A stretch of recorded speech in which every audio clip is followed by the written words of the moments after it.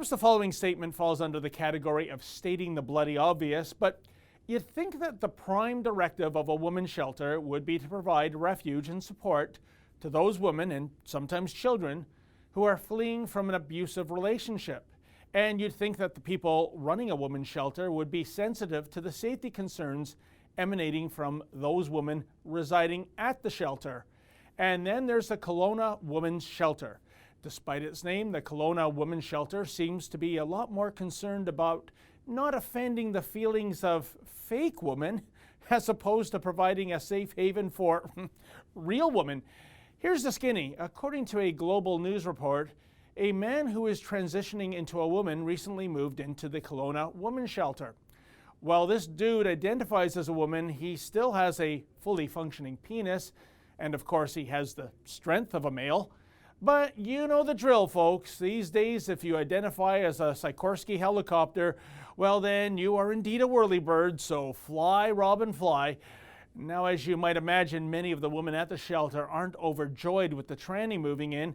Two of the residents, that is to say, two bona fide 100% natural women, took issue with the presence of the Franken female. Certainly the concerns of Tracy and Blaine are understandable because both have endured abusive relationships with men. Yet their concerns to the shelter's management team fell on deaf ears. So they went public with their plight, reaching out to the media. Oh, that generated a response, all right. Namely, Tracy and Blaine were evicted for being whistleblowers. Meanwhile, Herman Munster in a miniskirt is allowed to remain. He's now snug as a bug in a rug while the safety of the two real women has been compromised, just for speaking the truth. Karen Mason, the executive director of the Kelowna Women's Shelter, has refused numerous media requests, including one by Rebel Media, to comment on the eviction of Tracy and Blaine. However, in a letter to the editor of a local newspaper, Mason seems to imply that the shelter's hands are tied because, quote, the BC Human Rights Code prohibits discrimination or harassment on the basis of gender identity or expression. Period, full stop, end of story.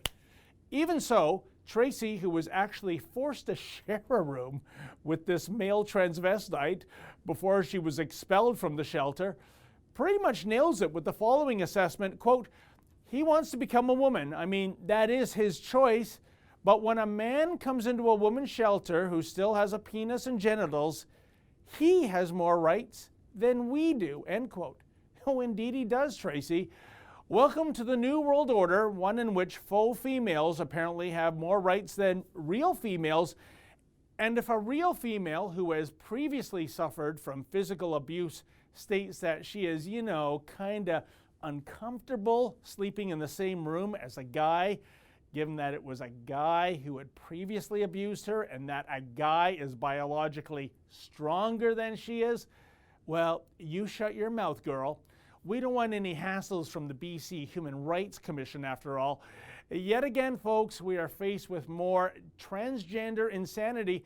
In fact, I'm going to coin a new word right here, right now, transanity. What else can you call it when a women's shelter throws women under the bus, all because they don't want to hurt the precious feelings of a man who thinks he might be something else? For the Rebel.media, I'm David the Menzoid Menzies.